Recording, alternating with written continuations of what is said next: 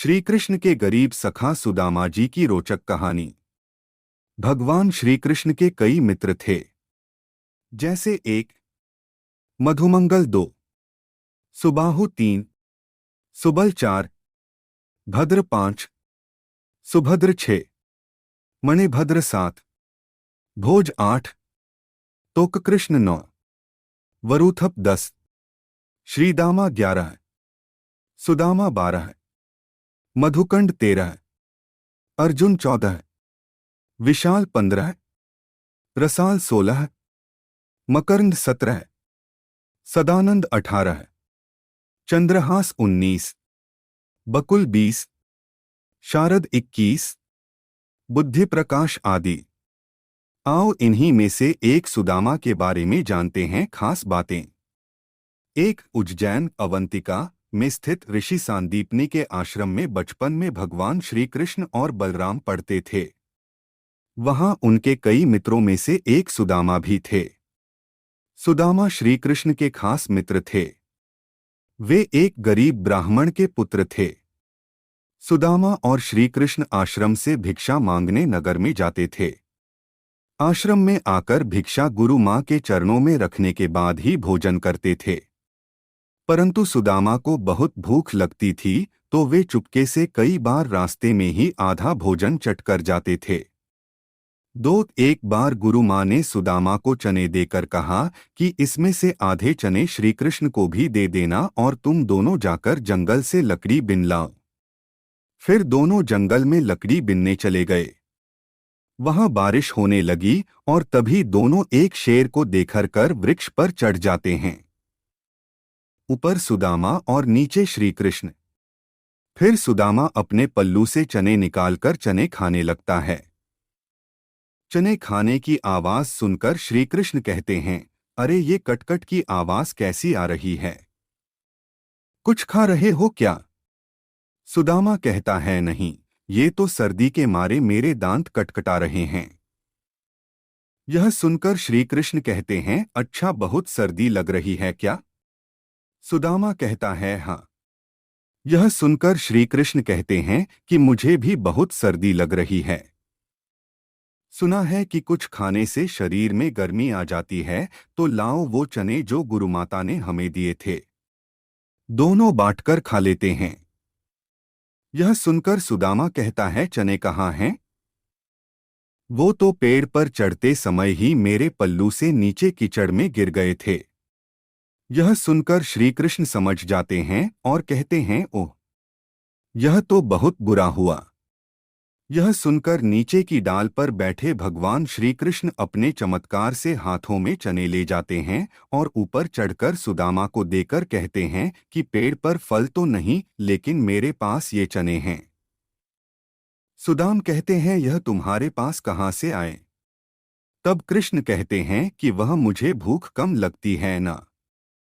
जब पिछली बार गुरुमाता ने जो चने दिए थे वह अब तक मेरी अंटी में बंधे हुए थे। ले लो, अब जल्दी से खा लो। यह सुनकर सुदामा कहता है, नहीं नहीं, मैं इसे नहीं ले सकता।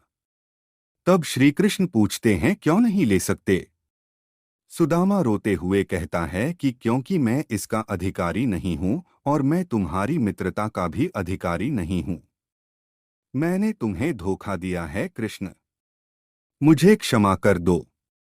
कृष्ण कहते हैं, अरे, जिसे मित्र कहते हो उससे क्षमा मांगकर उसे लज्जित न करो मित्र। इसी प्रकार एक बार श्री कृष्ण सुदामा को वचन देते हैं कि मित्र, जब भी तुम संकट में खुद को पाए तो मुझे याद करना, मैं अपनी मित्रता जरूर निभाऊंगा। 3, बलराम और श्री कृष्ण को आश्रम में भिन्न भिन्न कार्य करते थे। एक बार श्री कृष्ण, बलराम और सुदामा भिक्षा मांगने के लिए जाते हैं।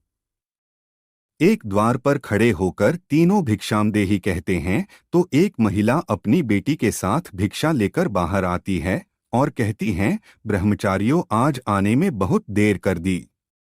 यह सुनकर श्री कृष्ण कहते हैं, माता, आज सारे आश्रम में सफाई करनी थी, बहुत काम था इसलिए विलंब हो गया। आपको प्रतीक्षा करना पड़ी, उसके लिए क्षमा करें। यह सुनकर वह महिला कहती हैं, अरे क्षमा कैसी? मैं तो इसलिए प्रतीक्षा कर रही थी कि रोज तुम रूखी सूखी रोटी लेकर जाते हो। आज घर में मालपुआ बने थे तो मैंने सोच तुम जल्दी आ जाओगे तो गरम गरम खाओगे। देखो मैंने कपड़े से ढककर मालपुआ गरम गरम रखे हैं तुम्हारे लिए। यह देखकर सुदामा का मन ललचा जाता है। वह कहता है, मालपुआ, आज मालपुए बने हैं। वह महिला कहती है, हाँ, आज घर में पूर्णमासी की पूजा थी। फिर वह तीनों को मालपुए देकर कहती है, अब इसे जल्दी से खाओ। गरम गरम खाने में आनंद आता है। सुदामा तो खाने ही वाला रहता है कि तभी श्री कृष्ण कहते हैं, नहीं माता, हम यहाँ नहीं खा सकते। वह महिला पूछती है, क्यों? तब श्री कृष्ण कहते हैं कि आश्रम का यही नियम है कि सारी भिक्षा गुरु चरणों में अर्पित कर दी जाए। फिर वह उसमें से जितना दें वही हमें खाना चाहिए। यह सुनकर सुदामा को अच्छा नहीं लगता है। यह सुनकर वह महिला गुरु के लिए भी मालपुए का एक पैकेट दे देती हैं। अब उन तीनों के पासे 4 पैकेट हो जाते हैं। फिर तीनों वहां से चले जाते हैं। रास्ते में एक नदी के किनारे रुककर बलराम और श्रीकृष्ण हाथ मुंह धोने जाते हैं। इसी दौरान सुदामा मालपुए निकालकर चुपचाप खाने लगता है। तभी श्रीकृष्ण उसे मालपुए खाते हुए देख लेते हैं और मुस्कुरा देते हैं। फिर वह चुपचाप उनके पास पहुंचकर कहते हैं, तुम समझते हो कि मैंने कुछ नहीं देखा? तभी सुदामा पत्तल को मोड़कर पालपुए ढांक देता है और कहता है, नहीं नहीं, मैं तो कुछ भी नहीं खा रहा हूं। तब श्रीकृष्ण कहते हैं, देखो, झूठ बोलना पाप है। यह सुनकर सुदामा कहता है, और ब्राह्मण को भूखा रखना भी पाप है। यह सुनकर कृष्ण कहते हैं, मैं तुम्हें भूखा रख रहा हूं। तब सुदामा कहते हैं, और क्या? उसने कितनी ममता से कहा था कि मेरे सामने खा लो और तुमने आश्रम के सारे नियम बता दिए। तब श्रीकृष्ण कहते हैं, नियम तो है। गुरुदेव को पता चलेगा तो वे क्या कहेंगे? यह सुनकर सुदामा कहता है, गुरुदेव को कैसे पता चलेगा? रोज हम 3 रोटी लेकर जाते हैं तो आज भी 3 रोटी लेकर जाएंगे। हाँ, यदि तुमने गुरुदेव को न बता दिया तो। यह सुनकर कृष्ण कहते हैं कि देखो, मैं तुम्हारा मित्र हूं और मित्रता का धर्म कहता है कि मित्र की कमजोरी पर पर्दा डालना चाहिए। यह सुनकर सुदामा कहता है, तो तुम नहीं कहोगे? श्री कृष्ण कहते हैं, कदापि नहीं। यह सुनकर सुदामा कहता है, तो फिर सारे मालपुए खा लूं? श्री कृष्ण कहते हैं, हाँ, खा लो। फिर सुदामा खा लेता है तो श्री कृष्ण मालपुए की एक पत्तल निकालकर सुदामा को देते हैं और कहते हैं, ये तुम्हारे हिस्से की भिक्षा हो गई। भी कहो, तुम मित्र बड़े खरे हो। 4 कहते हैं कि सुदामा जी शिक्षा और दीक्षा के बाद अपने ग्राम अस्मावतीपुर, वर्तमान पोरबंदर में भिक्षा मांगकर अपना जीवनयापन करते थे। सुदामा एक गरीब ब्राह्मण थे। विवाह के बाद वे अपनी पत्नी सुशीला और बच्चों को बताते रहते थे कि मेरे मित्र द्वारिका के राजा श्री कृष्ण हैं, जो बहुत ही उदार और परोपकारी हैं। यह सुनकर एक दिन उनकी पत्नी ने डरते हुए उनसे कहा कि यदि आपने मित्र साक्षात लक्ष्मीपति हैं और उदार हैं तो आप क्यों नहीं उनके पास जाते हैं? वे निश्चित ही आपको प्रचुर धन देंगे, जिससे हमारी कष्टमय गृहस्थी में थोड़ा बहुत तो सुख आ जाएगा। सुदामा संकोचवश पहले तो बहुत मना करते रहे, लेकिन पत्नी के आग्रह पर एक दिन वे कई दिनों की यात्रा करके द्वारिका पहुंच गए। वे वस्त्र को लपेट गरीब ब्राह्मण जानकर द्वारपाल ने उसे प्रणाम कर यहाँ आने का आशय पूछा। जब सुदामा ने द्वारपाल को बताया कि मैं श्री कृष्ण को मित्र हूं, दो द्वारपाल को आश्चर्य हुआ। फिर भी उसने नियमानुसार सुमादाजी को वहीं ठहरने का कहा और खुद महल में गया और श्री कृष्ण से कहा, हे प्रभु, को फटेहाल दीन और दुर्बल ब्राह्मण आपसे मिलना चाहता है, जो आपको अपना मित्र बताकर अपना नाम सुदामा बतलाता है। 6 द्वारपाल के मुख से सुदामा नाम सुनकर प्रभु सुध बुध खोकर नंगे पैर ही द्वार की ओर दौड़ पड़े। उन्होंने सुदामा को देखते ही अपने हृदय से लगा लिया और प्रभु की आंखों से आंसू निकल पड़े। वे सुदामा को आदरपूर्वक अपने महल में ले गए। महल में ले जाकर उन्हें सुंदर से आस पर बिठाया और रुक्मिणी संग उनके पैर धोए।